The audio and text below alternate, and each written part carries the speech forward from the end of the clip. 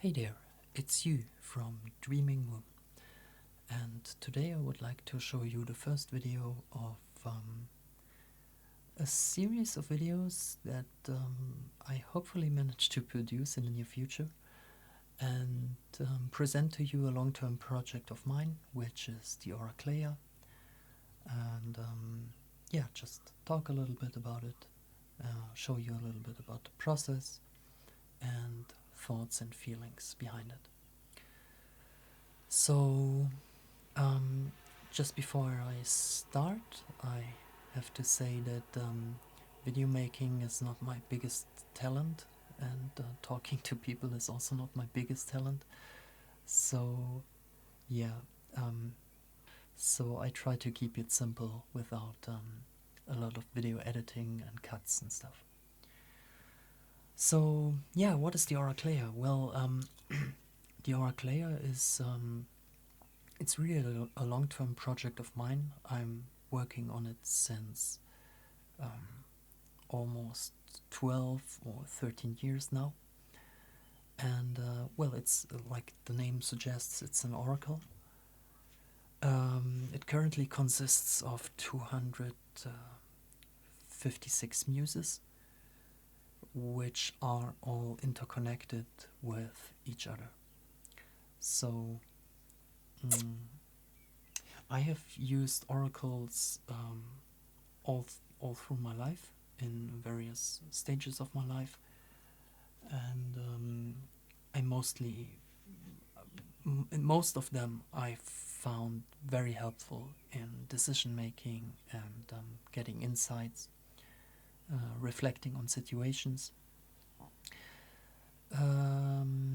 I felt kind of a connection to various oracle types and not so much a connection to other types. And at some point I really felt the need to create my own system, kind of. So I have to say I'm not familiar at all with probably the most known oracle, which is the tarot. I never used the tarot.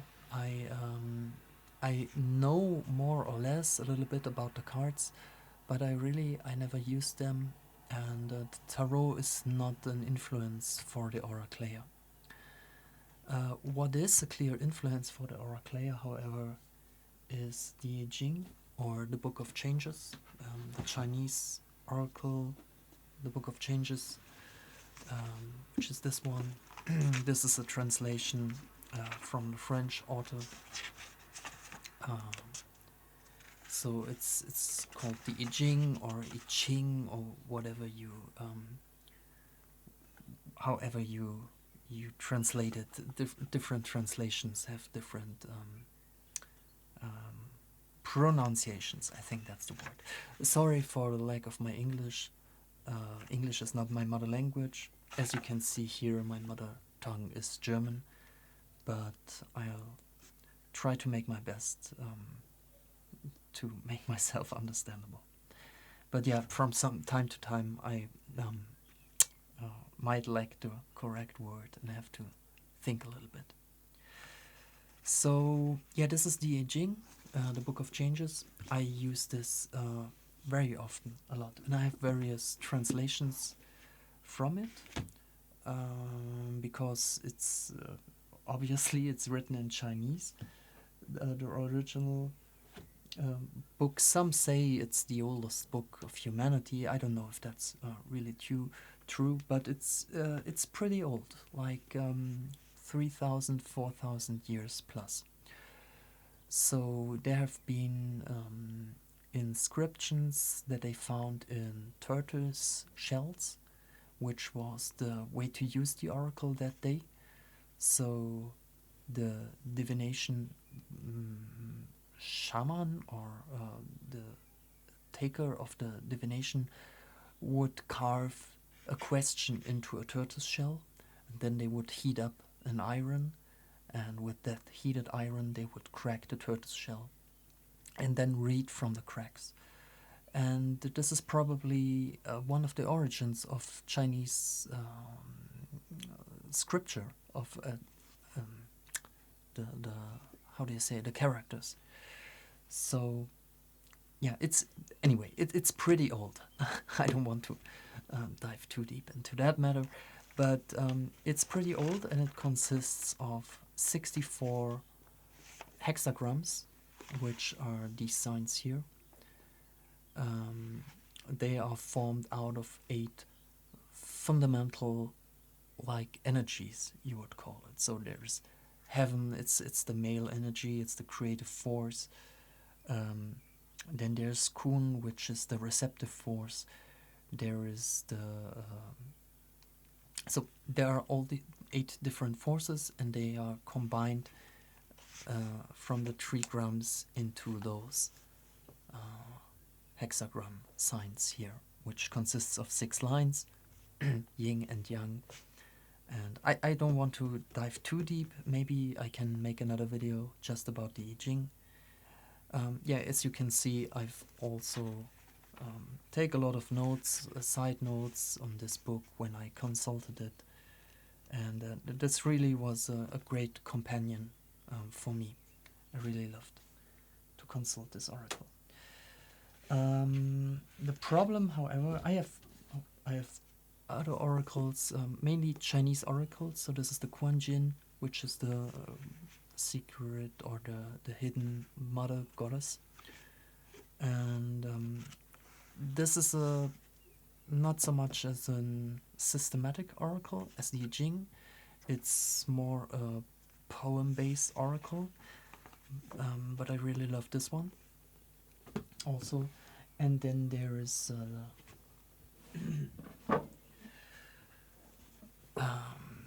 the Book of the Sleeping Dragon, which is the Shanshu. So this is written by a Chinese wise guy, a strategist, also a general, and he wrote this book, which is called the Book of the Sleeping Dragon.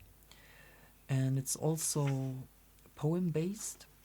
It has the same amount of oracles as you would get from the I Ching, which is 384.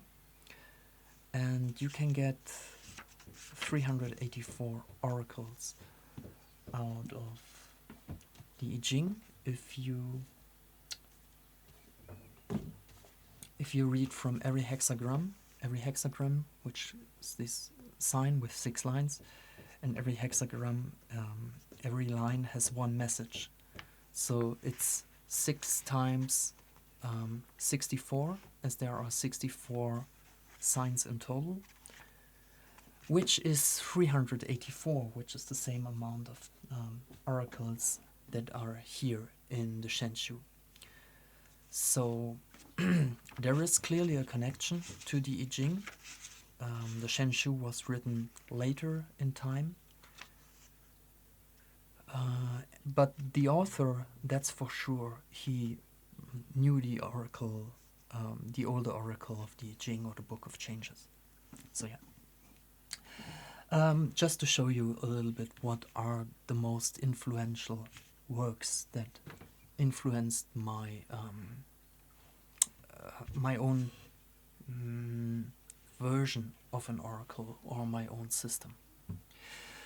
So yeah, just to show you now what the Oracleia looks right now. I have not a physical written book at this moment. I want to have it certainly at some point, but at this moment I work digitally a lot, and I just can show you what this looks like. So this is there's the birthday tracker. We don't need that one. Maybe we switch to outline. So this is this is the program I used to work with. I used to work with pretty much everything. Like this is the program I use the most on my computer. It's called Obsidian. It's a beautiful app to make connections between thoughts and note-taking. So But anyways, I can also make another video about this if there is someone interested in. So just to show you now the Oracleia, which is, I have to filter all my thoughts. So what you could see here is the total sum of my notes and of my thought processes and everything that interests me and is connected between different connections between the different thoughts. And I also have my diary here and my dream diary and everything, like this mid-journey as this is a note here, mid-journey. Could I use mid-journey as inspiration for my art, and how to use AI? I don't use AI in my artwork, but is it possible to use it as inspiration and reference and stuff like that? So anyways, back to the Oracleia. So I just filter and just show you the Oracleia. So these are the 200, they are actually not completely 256 muses at this point. I have 241, so I still miss 50 muses, but I feel pretty confident and pretty sure that it will land at the 256. So this is the grid or the net of the Oracleia at this moment, and you can see just if I pick any point, any node here, and point on it, you see the connection. So okay, just take a good example. I don't know, the harmonic. If I click on this note, I can see the muse. So this is the she who creates harmony, would be the translation into English. And the message is pretty clear. Create harmony between the different elements. Don't fight. Don't go into conflict. Conflict and fighting is not necessary. You are able to create peace and harmony between the different elements. So this is the main message here. And then you can see all the oracles that I consulted when I already consult the Oracleia for, I think, 3 years now. And every oracle that I pull, I note, and I note the muse that I pull out, and these are all the different thoughts that are connected with these muse. So for example, this is a very important thought of mine. It's the thought to create harmony between nature and technology. So I really love the Japanese idea that is behind the bonsai trees, which is basically this thought. It's the thought to create a peaceful harmony between that what is naturally given and the yi of the nature, or the chi of the nature, but also the artificial I wanted to say artificial intelligence, the artificial creation and input of the man-made, of human-made. So that would be, in this image, the man-made is the vessel, is the thing where the bonsai tree is planted in, and the bonsai tree represents, of course, the natural element, and it's the job of humans to create a peaceful harmony between those two, a union, kind of a union. So this is a very important thought of mine, and you can see it is connected to this muse here. And every time I have a thought that I feel has to do something with the muse, I post it here, and I can kind of draw the connection. So just let me show you the graph here. So this is the she who creates harmony between the things, and these are all the different connections and thoughts. So this is the thought I just told you right now. Here, if I click here, you can see it leads me to that thought. But so these are the thoughts. These are the oracles that I pulled, or the times I received this muse from the oracle for different questions. Those are personal questions, so I don't want to go too deep into them now sharing. Some of them are pretty personal. Maybe I can share some of them. I just have to figure out which ones. So, but yeah, this is the message. These are the thoughts, and in here you can see the circle of meaning. On German, it's der Kreis der Bedeutung, and the circle of meaning basically means so. What are the other muses that this particular muse is connected to? And if you just focus on this one, you can see she is connected. So the harmonic is connected to the peaceful, which has a pretty similar meaning, but it's not exactly the same meaning. So the peaceful means don't fight, don't battle.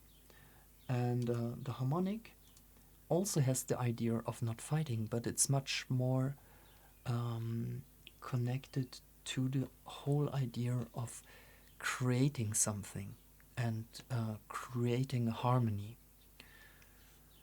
And it's also connected to the balancing one, so she who is balancing things. And if you see, look here, the message says create an equilibrium between things and hold it. And the equilibrium has not necessarily to be in the middle of things, as we all know. If you have let's say you have a pole and you have a heavy end and a light end, the equilibrium does not necessarily lies exactly in the middle between those two, but it lies in the middle of the weight distribution. So that can be different than the actual form. So it says don't let it slip to one side or the other. Keep the balance point. So she's also back to the harmonic one. She is also connected to the beautiful one. And the beautiful one says she knows the value of beauty, and it's not just about the usefulness of things, the practical use of things. It's also important to create and have beauty, and that beauty has also a lot of power and is able to win against the mighty. And so yeah, you can see these connections here to also the other muses. And so if I go back to the graph of the Oracleia, so this is the, oh, look at that, it's in a heart. And beautiful. So this is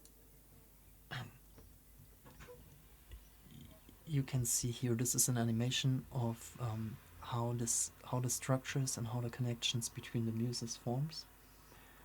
And you can see right now it's pretty organic. It's a pretty organic oracle. So you can see that there are clusters forming and creating. So this is a very big cluster, and it's the cluster around she who has clarity. The message says strive for clarity, strive for don't let things in the unknown, strive for clarity. And yeah, it's hard for me to translate in English, sorry. And as you can see, she has a lot of different connections. Like there's the connection to she who is pure, because what is pure is connected to clarity, right? And she's connected to the contrast. Having contrast between things increases clarity. She is connected to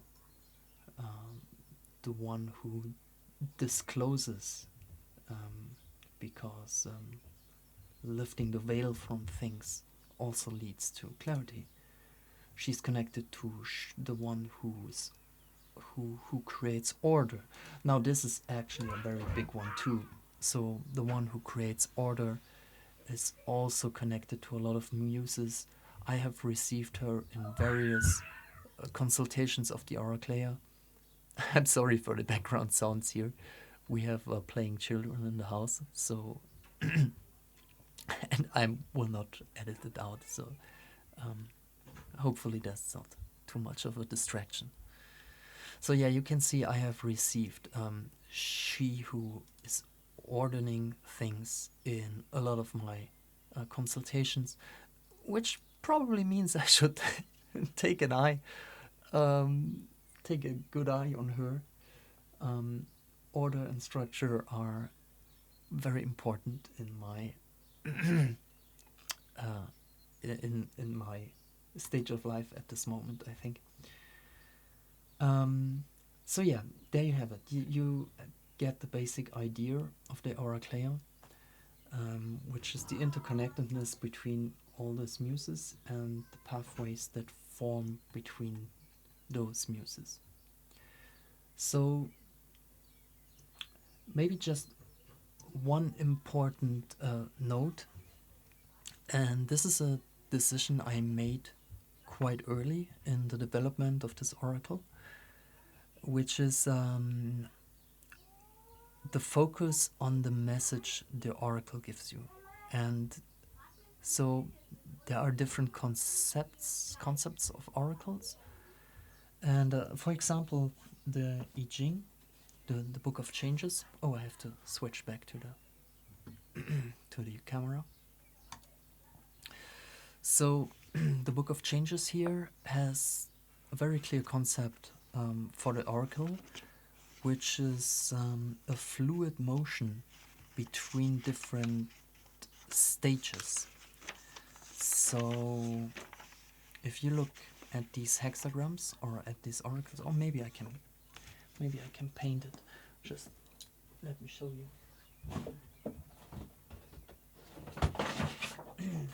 Okay. So if you have a hexagram, which for example this one, which is Kun,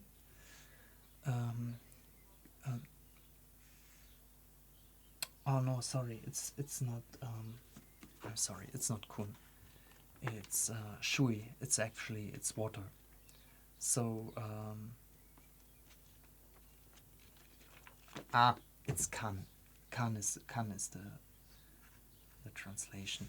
But yeah, this resembles, it's built out of 2 hexagrams, which are layered on 2 trigrams, which are layered on top of each other, which is Kan and Kan. And this one actually represents water. So if you look on Chinese etymology, where the Chinese signs formed themselves, you can see, I can show you. I have this book. This is one of my most beloved books. I actually bought this when I was 8 years old on a street market, and yeah, make my seal in there. So this is a book about Chinese characters and Chinese etymology, and how these characters formed and came to life over the millennia. So just skip forward. I just want to show you, I think, pictographs. Okay, there we are. Yeah, as you can see, this is a pretty old book, and I used it pretty much. So, okay, here you can see the sun, the moon, there we have it, water. which is shui is the translation for the water sign, but the hexagram sign is not called shui, it's called kan. I don't know where the pronunciation comes from, but that's how it is. So as you can see here, this is water, which is flowing water, and it resembles a stream. It's the image of a stream, and now this is the sign as it is written now these days in Chinese. And so this is the idea of water, and you have 2 times water above itself. And it's actually not any water, but it's the idea that is described in the Book of Changes with this oracle is this kind of water. So that's the water between mountains, right? So that's the water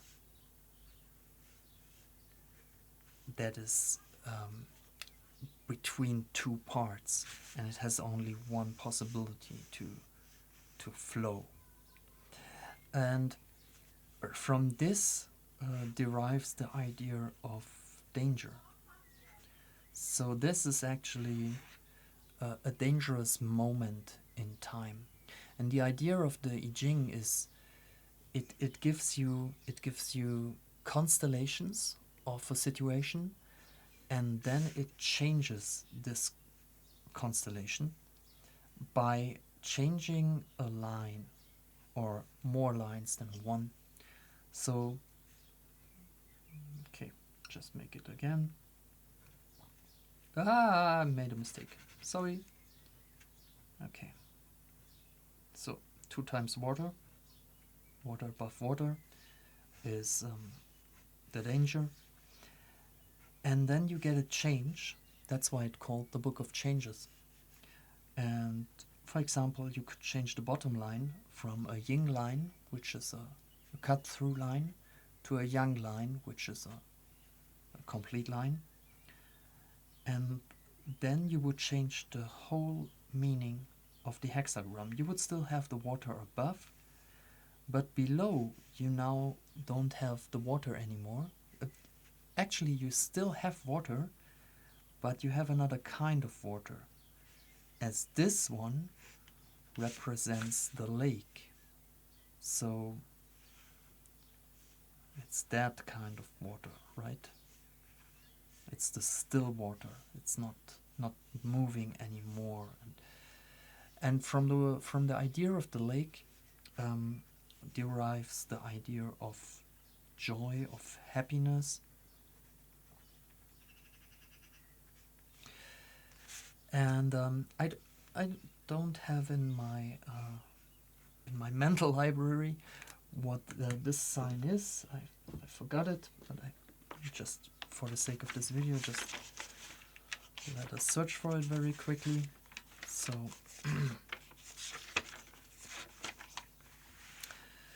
so we have at the bottom, this is the bottom side, so we can look it up here in the table. So at the bottom side we have the lake, which is the last one, and here above we have the water, which makes for the sign of 60. So we can look it up. So this so this is it's called die Beschränkung in Germany. In English you would say the restriction. So this is the sign or the idea or the situation of restriction. And so now you have a change, you have a flow of the situation from danger to restriction. Whoops. So here we have the danger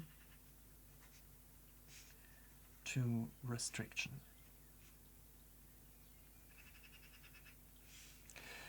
And as this changes into that, if you would consult the oracle, you would look up this sign, and then you would read the message for the change of this line to that line. So it gives you an idea of the whole situation, and it gives you an idea of the tendency where the situation tends to evolve into. So this is the whole idea of the Book of Changes, which is not like, it's not fortune telling in the way that it tells you a deterministic future. It's not like, as you would see in movies, you would draw like, I don't know, for example, a tarot card, and you would draw the death, and it means you're likely to die or something like that. Or you're predestined to die, or something like that. And here it's quite different. It does not tell you about a future that will happen. It tells you the situation as it is and the tendency this situation already has inside. So, in what is the tendency that it will evolve into? And of course, it has a whole philosophy to it, and then it gives you a whole bunch of ideas and tips, and not just tips, but of course also a moral compass, what it would good to be to act. So yeah, that's the whole idea for the I Ching. Now for the Oracleia, I have a very different approach. So I wanted to create a system for myself, and I wanted to create a system. I wanted to create a new system because it's not necessary to make another Book of Changes. The Book of Changes already exists, and it's pretty good. It's pretty. It's a good oracle. I have difficulties as it's written not in my native language, and it's written in Chinese, and different translators translate different stuff differently. just just the way it is. So, for example, kun, which is the danger, could also be translated as individualism at a certain, and it I guess in older oracles it also had the meaning of individualism, which was dangerous to a new forming state. So if you are forming a new state, like it was in the Zhou dynasty, when they formed the new Zhou state, the idea of individualism was actually dangerous for the state, and you have to think, you have to remember that the I Ching really was a state oracle for a certain period. So it was actually involved in forming states of China, of ancient China. So yeah, so there's a struggle to translate things, and also the meaning of different signs has changed over time, and so yeah, there's clearly a translation barrier. So that was one of the main reasons why I wanted to create my own oracle. Now, for the basic idea behind the Oracleia. The Oracleia, the main idea behind the Oracleia is that the Oracleia should more or less act like a script for a movie or a theater. So the basic idea behind the muses of the Oracleia is not that they are entities that are outside somewhere, like gods or goddesses, although I often refer to them as goddesses. But the main idea behind them is that you have to incarnate them within yourself. So the muses of the Oracleia don't tell you a future, nor do they tell you a past, and they also don't tell you what somebody else is thinking, or some secrets of someone else. But they ought to tell you one thing, and or answer you one question. And the one question that the Oracleia should answer is, what should I do? So how should I act? who should I be in order to um, in order to realize the reality that I wish for.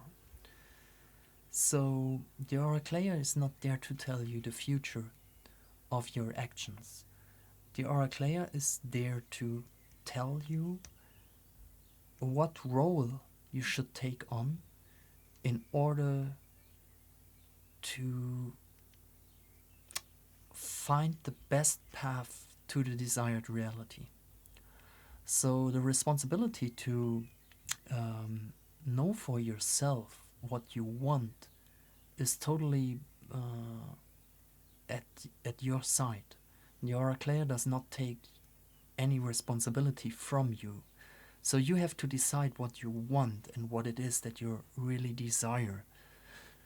And because of this, I also would call them the muses of desire, because the Oracleia is there to show you the best pathway to realize your desire.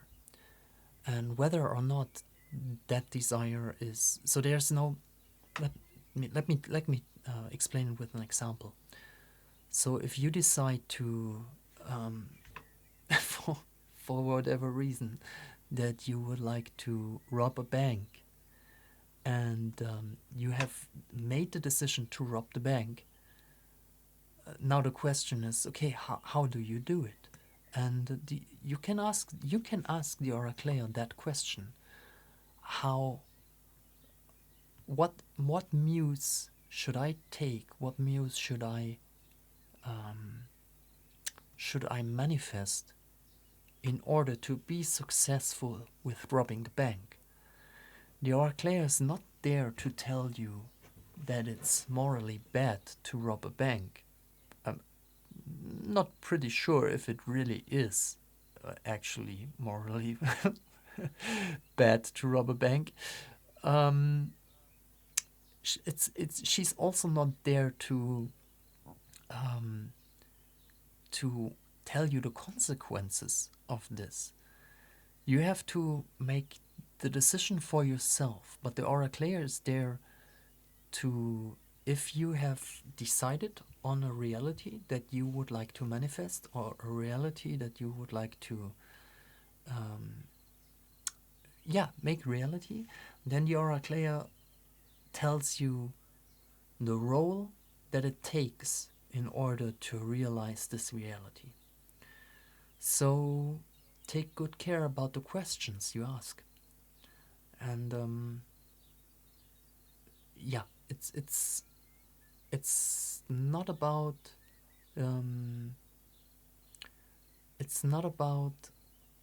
getting rid of your responsibility. That's not the purpose of this oracle. So yeah, now I've talked a lot about the Oracleia, and I don't know if this project is of interest to anyone. Maybe I'm just making this video for myself, I don't know. We will see in the future. I'll definitely plan to make more videos on the topic of the Oracleia, and I also, as I integrate this project more and more also into my artistic process and into my pictures. So there will definitely be a lot of symbolism going into this work. And speaking of symbols, now what you see here is actually me trying to find the symbols for the muses. So what you see here are Hamilton paths, and Hamilton paths are it's a mathematical term. So Hamilton paths are basically, if you have a grid of I don't know, let's say you have a simple grid like this with 6 nodes, and the Hamilton path is a path that connects all the different dots, like so, in a way that every dot is connected, but no dot is connected. No node is connected to another node like this. So this would be a false. So it's just a, I don't know, why do I make a border like this around it? Stupid. So, okay. So this is a possible Hamilton path for this grid.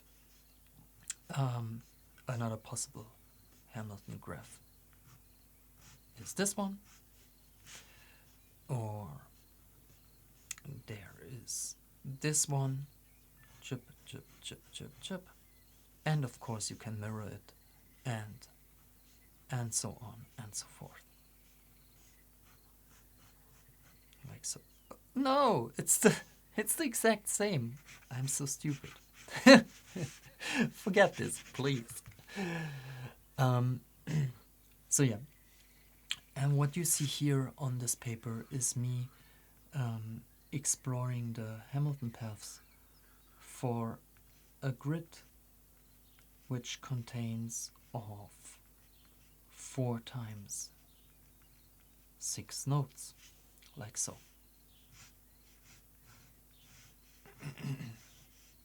Okay. And yeah, different rules, different rules that I set and that I use to create these sigils, which are actually inspired, as you can see, by this beautiful book and by traditional Chinese symbols and scriptures. But I also wanted something unique and something that is not too much based on the tradition of a certain culture. So yeah, I wanted to create a unique symbol system for the Oracleia. And you can see here that I split those Hamilton paths into possible paths of a grid of 2 times 6 nodes, which is this one, 2 times 6, and then just mirror them. And as you can see, if you have a grid with 6 nodes,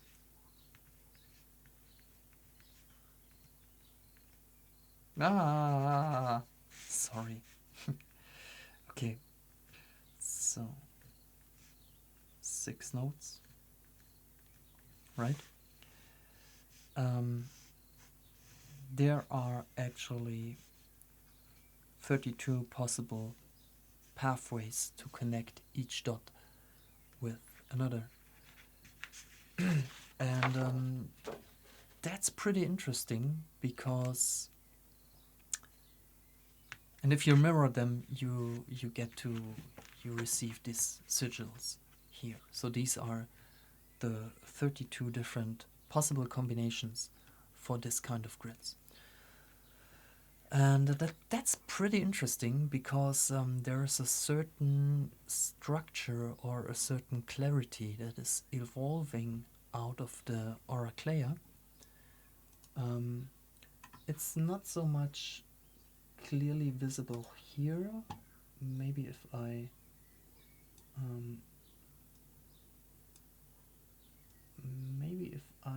change the settings here for a bit, it gets better visible. Okay, let's reduce this and just create a new animation. I don't know. No, I think the settings are not right. Well, anyway, what I wanted to tell you or show you is that there's actually kind of a structure emerging or order emerging out of it. And these are the what I call the central motivations. So the central motivations are, what is the central drive that drives us? What are the central desires that we have that moves us.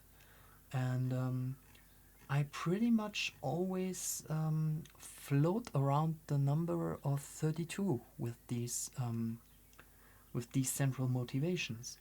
So, for example, a central motivation is also a motivation that you could ask any character in any movie or any game, or yeah, any movie. Let's take this example, and ask what is the central motivation of this character? What drives this character? And you will see that, for example, there's this drive of the creating. So it's the drive of this is a very important drive in my personal life. It's the drive to just create. I don't I can't explain it for a better word. It's I just want to create. And it's a creational drive in different parts of my life. So I have this very much in the garden, for example. When I create a garden, I don't enjoy gardening work if I'm told what to do by a farm owner and I would have to work on his farm and do crops just to productively sell them. I would not very much enjoy that work because it would lack the creative element. So on the other side, I really enjoy gardening and creating my own garden here with my girlfriend, because I have the freedom to create this space by myself and to decide by myself where I want to plant my trees and how to create everything. So this is a very core drive of myself. Another core drive is freedom. So this is a very core drive for many characters in movies. There is the core drive, die Strahlende, which would translate as the one who is shining.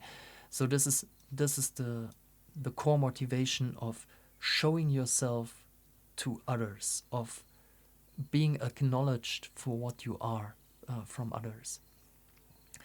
There's the core drive of love, for example, of course. There's the core drive of connection.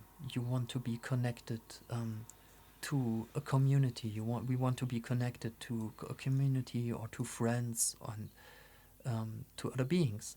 So this is a core motivation. We have the core motivation of die Ausgleichende, which is sorry, I like the word. It's not justice, but it also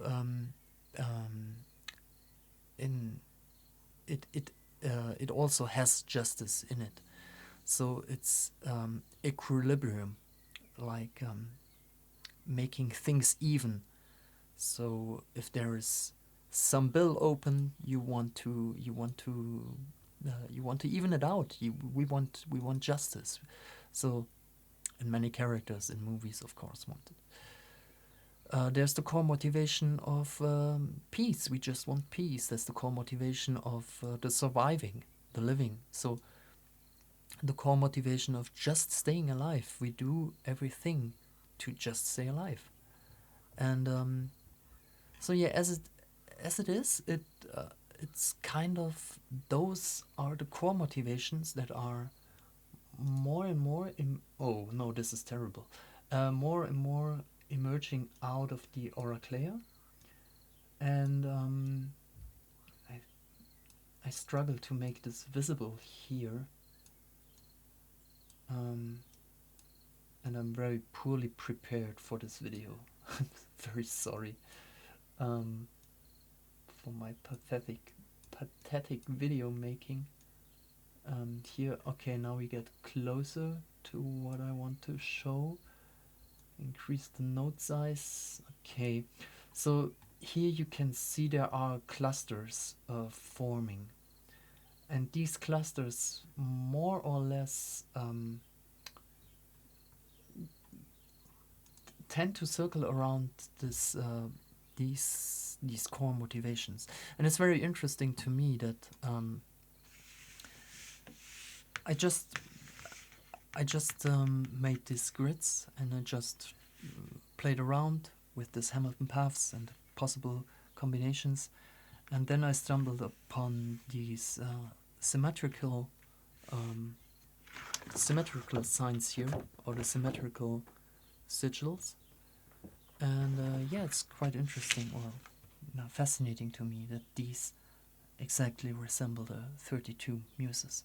So this will be probably a structure or an order for the Oracleia that I will follow up in future. So yeah, okay, this was a very long video, and I don't know if anyone will watch such a long video. I highly doubt so. But yeah, maybe I just made it for the records. Maybe in 2 or 3 or 5 or 10 years ago, I just can show someone what was the starting point. I don't know. Anyways, if you really watched this video and watched it all the way through, I very much thank you. Thank you for your patience and your attention. And yeah, hopefully this project is interesting for you. And when it is ready, I definitely want to make it available for everyone, so that everyone can ask and try the Oracleia and see if there is any insight for him or her to derive from it. So yeah, thank you very much for your attention, and have a great time.